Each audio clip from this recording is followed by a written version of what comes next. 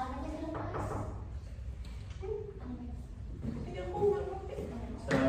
anak-anak. Waalaikumsalam, Pak.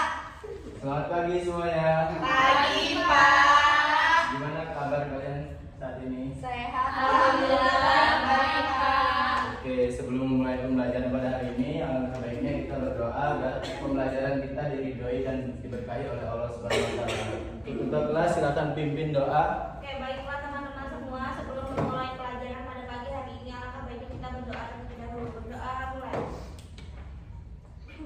Selesai. Oke, Bapak ingin bertanya di sini. Nah, Bapak punya gambar di sini. Ada yang tahu ini gambar apa?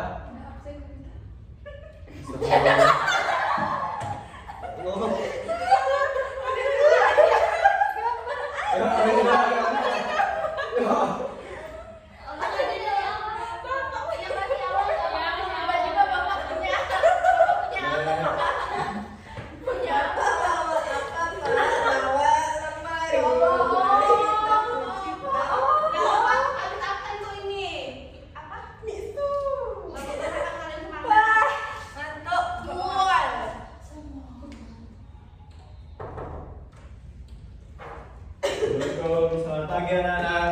Waalaikumsalam, pagi, Pak. Gimana kabarnya? Alhamdulillah, baik, Pak. Oke, baik ya. Sebelum kita mulai pembelajaran, alangkah baiknya kita berdoa bersama-sama. Silakan untuk kelas pimpin doa.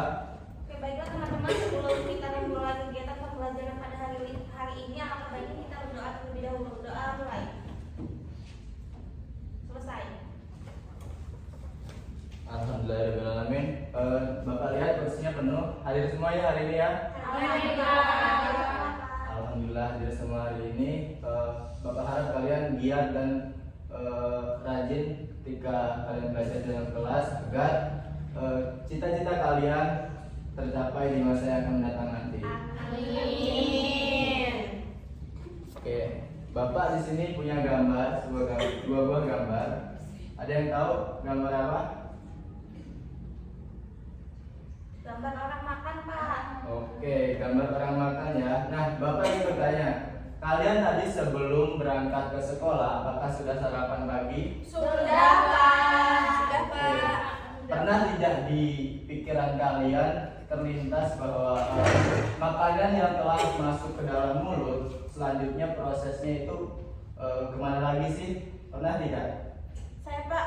Ya, silakan. Pernah, Pak. Oke, dari mulut kemana proses makanannya? Saya kerongkongan, Pak. Terus kemana lagi? Ke usus, lalu ke anus untuk dikeluarkan. Oke, baik sih Pak. Ada pendapat lain? Saya, Pak. Oke, silakan Aisyah. Iya, Pak. Kalau menurut saya itu makanan itu masuk ke mulut, terus ke kerongkongan, terus ke lambung. Setelah itu ke usus halus, baru ke usus besar, lalu zat-zat yang tidak diperlukan itu akan dikeluarkan melalui anus, Pak. Oke, jadi ada yang pertama itu mulut, kedua kerongkongan,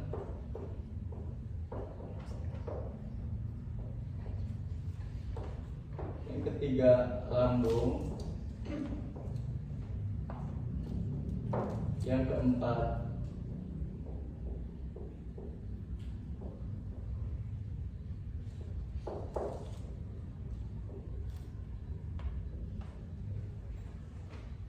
yang kelima usus besar dan yang keenam anus.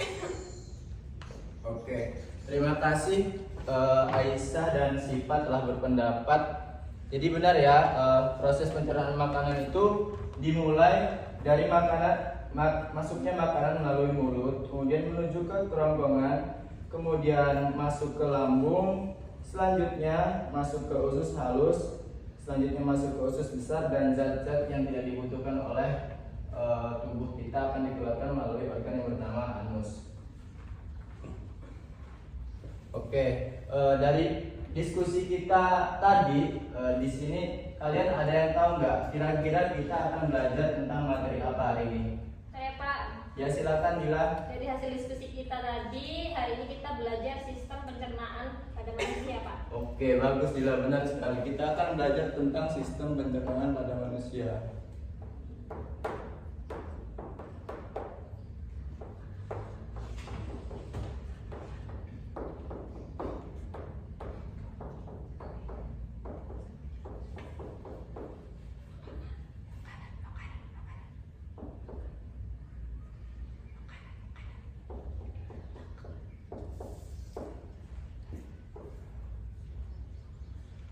Oke, kita akan belajar tentang sistem pencernaan manusia. Apakah ada yang tahu apa itu sistem pencernaan pada manusia? Saya, Pak. Oke, silakan Dila. Ya, jadi sistem pencernaan makanan itu di mana makanan yang kita makan selanjutnya itu diproses melalui organ-organ, Pak. Organ apa itu? Hati, ginjal, atau yang lainnya? Bukan, Pak. Organ-organ yang sudah dijelaskan tadi yaitu melalui mulut, kerongkongan, lambung, usus halus, usus besar, dan dikeluarkan melalui anus, Pak. Izin melengkapi, Pak. Oke, silakan Hera. Jadi sistem pencernaan merupakan serangkaian jaringan organ yang memiliki fungsi untuk mencerna makanan, Pak.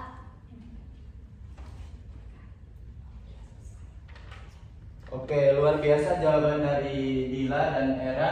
Jawabannya sudah benar. Jadi kita akan belajar tentang materi sistem pencernaan manusia dengan tujuan-tujuan pembelajaran yang akan kita capai. Yaitu yang pertama, mengetahui pengertian dan fungsi sistem pencernaan pada manusia. Yang kedua, mengetahui organ-organ pada sistem pencernaan pada manusia. Yang ketiga, mengetahui perbedaan antara pencernaan mekanik dan pencernaan kimiawi. Dan yang keempat, mengetahui gangguan yang dapat terjadi pada sistem pencernaan manusia. Dan yang kelima adalah bagaimana upaya kita untuk mengatasi sistem pencernaan pada manusia. Oke, selanjutnya di sini terdapat 8 siswa. Bapak akan membagi menjadi 2 kelompok. Yang sebelah sini kelompok 1 dan sebelah sini kelompok 2.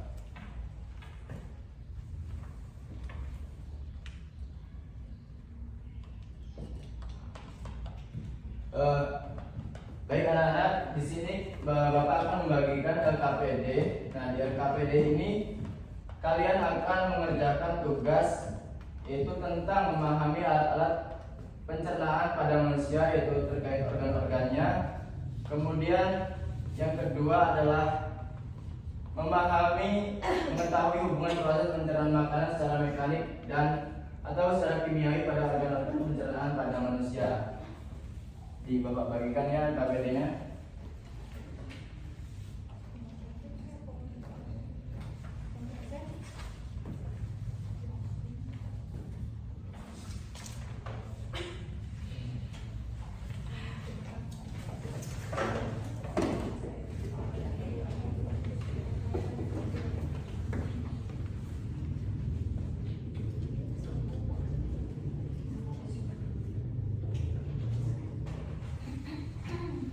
Oke, silakan kalian baca petunjuk pengerjaan lembar kerja peserta didik tersebut. Bapak akan beri waktu sekitar 25 menit untuk kalian mengerjakan dengan baik-baiknya.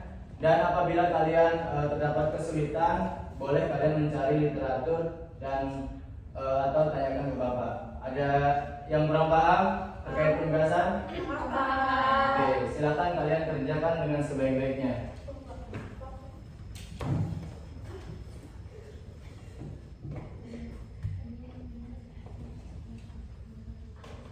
Pak, Gimana Aisyah? Ya.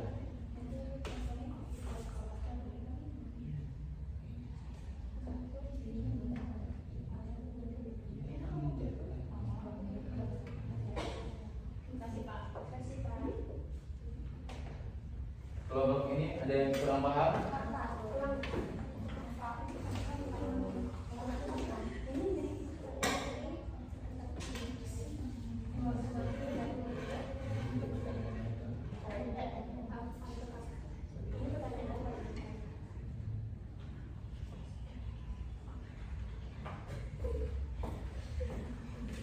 Silakan kerjakan dengan sebaik-baiknya ya anak-anak.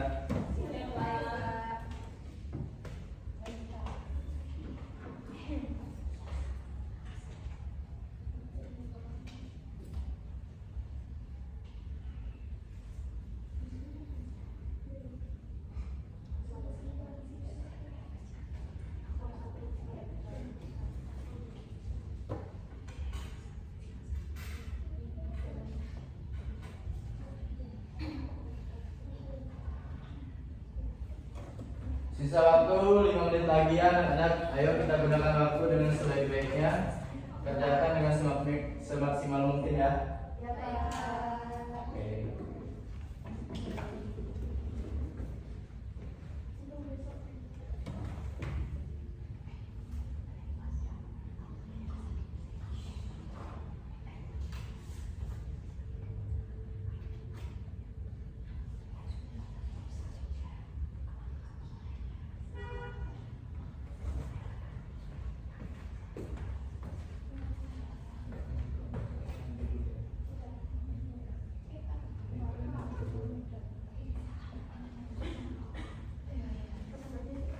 Oke, waktunya habis. Silakan kalian kumpulkan lembar kerja strategi tersebut ke depan. Ayo kumpulkan.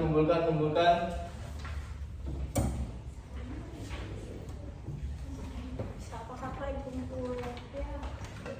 Kalau waktu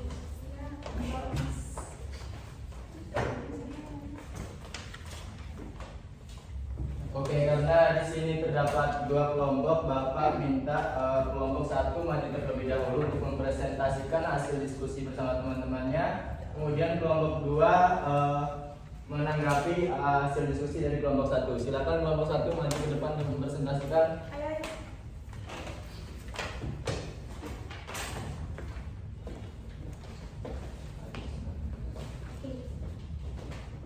Oke, baik. Assalamualaikum warahmatullahi wabarakatuh. Waalaikumsalam warahmatullahi wabarakatuh. Ya, Oke, baik. Kami dari kelompok 1 akan yang berdasarkan saya Aisyah, kemudian rekan saya Alma, kemudian rekan saya Ida, kemudian rekan saya Ella akan memaparkan hasil diskusi kelompok kami. Jadi yang pertama itu mengenai urutan sistem pencernaan pada manusia. Berdasarkan urutannya itu meliputi mulut yang berfungsi sebagai tempat masuknya makanan dan dimulai proses pencernaan secara mekanik oleh gigi dan kimiawi oleh enzim amilase. Selanjutnya rekan saya. Selanjutnya ada faring dan esofagus. Faring disebut juga tenggorokan dan esofagus kerongkongan. Berfungsi sebagai jalur makanan atau untuk didorong ke lambung dengan desain peristaltik. Kemudian ada lambung yang berfungsi sebagai pemecah makanan yang nantinya dicampur dengan asam dan enzim untuk mencerna protein, menyimpan makanan serta mematikan mikroorganisme. Selanjutnya ada pankreas, hati dan empedu. Hati ini merupakan organ pelengkap yang membentuk cairan empedu dari proses pencernaan lemak, sedangkan pankreas berfungsi memproduksi enzim untuk mencerna karbo, protein, lemak di usus halus. Organ selanjutnya ada usus halus yang terbagi jadi 3, yaitu duodenum, jejunum, dan ileum. Duodenum ini berfungsi sebagai tempat pencernaan kimiawi, sedangkan jejunum dan ileum ini tempat penyerapan sari makanan. Selanjutnya ada usus besar. Usus besar difungsikan sebagai pengatur kadar air pada sisa makanan. Di dalamnya terdapat mikroorganisme yang dapat membusukkan sisa makanan sampai berbentuk feses. Yang ketujuh, anus. Anus memiliki fungsi sebagai jalur untuk membuang zat sisa makanan sebelum dikeluarkan. Feses ini akan ditampung lebih dulu di bagian ujung usus besar, yaitu rektum. Oke, cukup. Dari pemaparan kelompok kami, apakah ada yang ingin ditanyakan? Silakan kelompok 2, apakah ada yang ingin ditanyakan? Saya silakan. Silakan Melin. Izin bertanya, sebutkan kelenjar pencernaan yang ada pada manusia. Baik, terima kasih atas pertanyaannya. Akan kami diskusikan terlebih dahulu.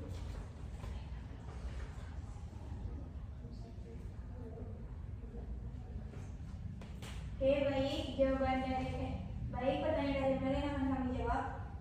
Jadi ada berbagai kelenjar pencernaan. Salah satunya yang pertama, kelenjar ludah. Fungsi utama kelenjar ludah adalah untuk menghasilkan air liur. Selain menghasilkan air liur, kelenjar ini juga berperan dalam menghasilkan enzim pencernaan seperti lisosim, lipaselimol, dan amilase. Kelenjar ludah terletak di hampir semua bagian mulut, mulai dari bagian atas pipi, di bagian bawah, bagian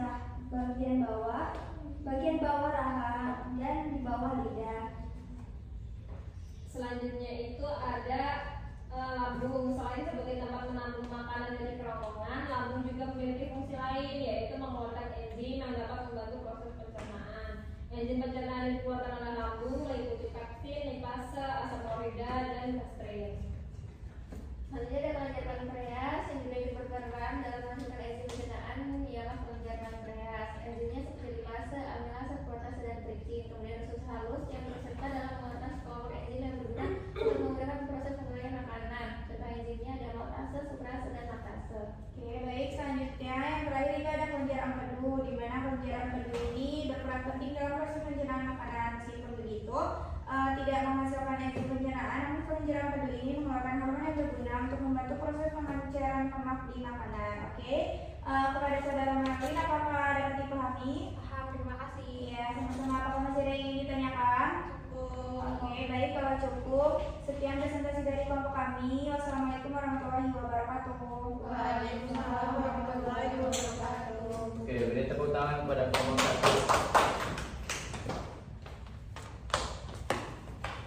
Oke, sudah sangat baik presentasi dari kelompok 1. Selanjutnya untuk aktivitas yang kedua, silakan kelompok 2 maju ke depan untuk mempresentasikan hasil diskusinya.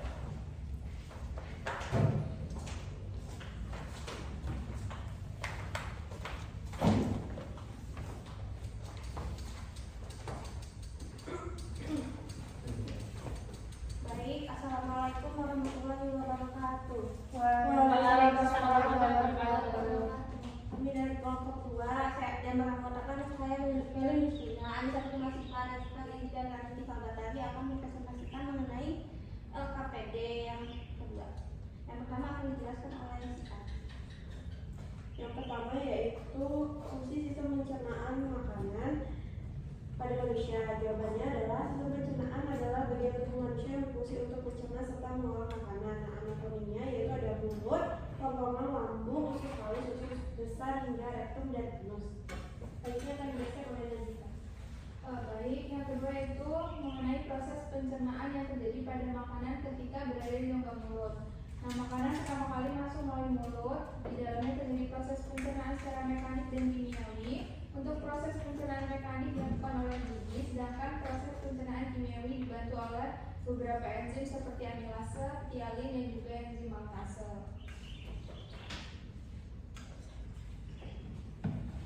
Cukup sekian presentasi dari kelompok 2. Pada teman-teman yang ingin bertanya, silakan. Silakan Aisyah. Ya, izin bertanya kepada kelompok 2, apa perbedaan pencernaan kimiawi dan mekanik? Oke, baik, pertanyaannya akan dijawab langsung kali ya oleh Rani. Pada Rani, silakan. Izin dijawab, pada pencernaan kimiawi itu menggunakan bantuan enzim, dan pada pencernaan mekanis menggunakan gigi dan juga otot lambung. Pencernaan mekanis berupa peminyakan dan juga penghalusan secara fisik. Contohnya pencernaan mekanis yaitu terjadi di mulut dengan bantuan gigi atau lambung dengan bantuan otot lambung. Sementara itu pencernaan kimiawi berupa pemecahan zat makanan dengan enzim. Contohnya pemecahan kimiawi terjadi di mulut dengan bantuan enzim tialin dan juga di lambung dengan bantuan enzim pepsin serta enzim. Bagaimana Isa? Ya, dapat dipahami. Terima kasih. Ya, baik. Cukup, Pak. Tutup. Oke, silakan ditutup. Oke, baik. Cukup sekian presentasi dari kelompok 2. Maaf bila ada kesalahan. Kami akhiri. Wassalamualaikum warahmatullahi wabarakatuh. Waalaikumsalam warahmatullahi wabarakatuh.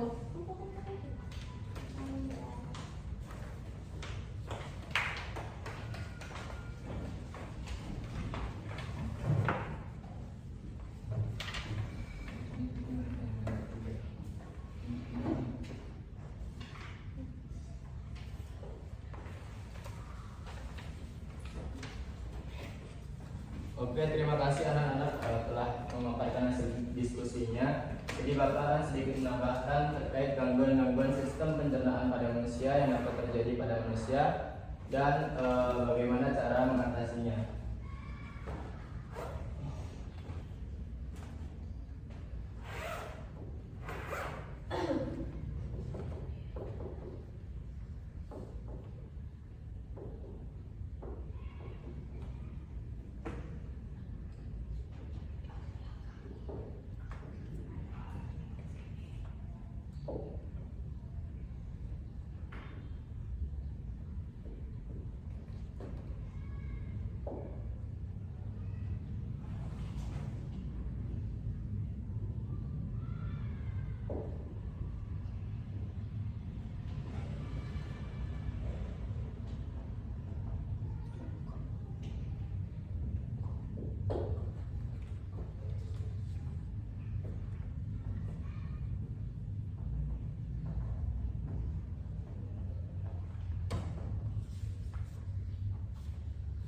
Oke, baik, selanjutnya selain kita belajar tentang organ dan kelenjar yang ada pada sistem pencernaan manusia, di sini tentunya sistem organ tersebut akan mengalami gangguan apabila kalian tidak menjaganya.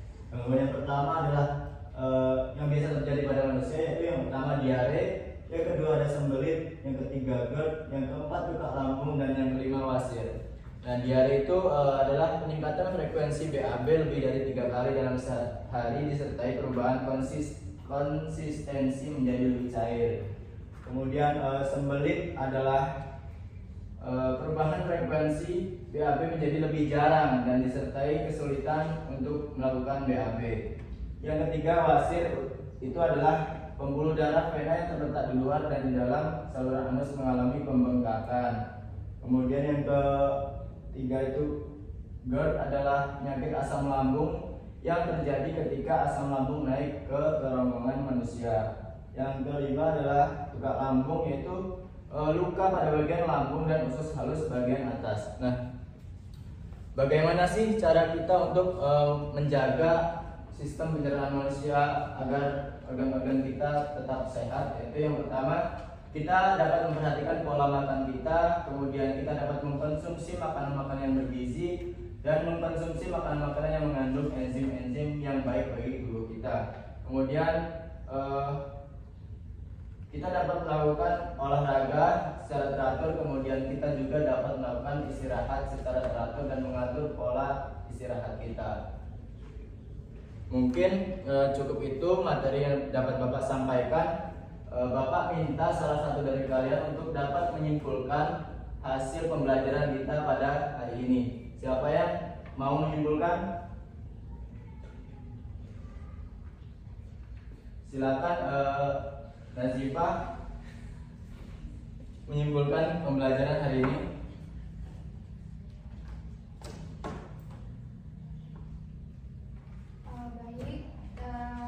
Yang pertama itu, sebelum makanan dicerna oleh tubuh, prosesnya akan melewati sejumlah organ-organ dengan fungsinya dan berdasarkan urutannya, yaitu yang pertama mulut, faring dan esofagus, kemudian lambung, pankreas, hati dan empedu, usus halus, usus besar dan anus.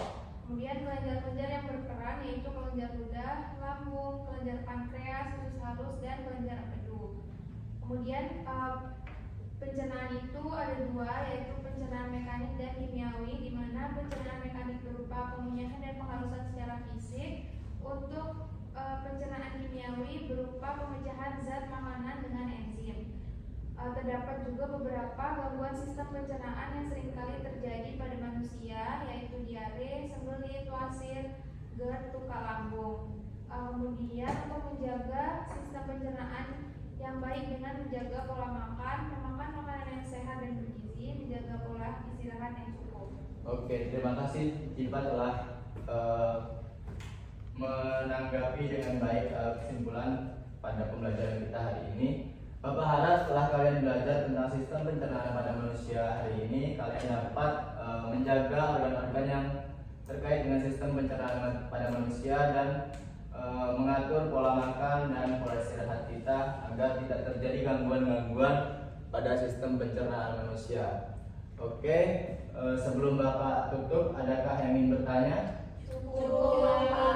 Oke, sebelum mengakhiri kegiatan pembelajaran hari ini, langkah baiknya kita berdoa terlebih dahulu. Silakan ketua kelas pimpin doa. Oke, baik, untuk mengakhiri kegiatan pembelajaran pada hari ini, kita berdoa sesuai dengan agama masing-masing. Berdoa mulai. Selesai. Oke, terima kasih anak-anak. Semoga kita dapat bertemu lagi di kemudian hari. Untuk Bapak lupa tadi tugas untuk minggu depan, yaitu kalian dapat membuat diagram berupa gangguan sistem pencernaan pada manusia. Sebutkan 2 saja, kemudian kalian buat bagaimana solusi dan cara pencegahannya. Mengerti? Mengerti, Pak. Oke, terima kasih. Bapak akhiri, wassalamualaikum warahmatullahi wabarakatuh. Waalaikumsalam warahmatullahi wabarakatuh.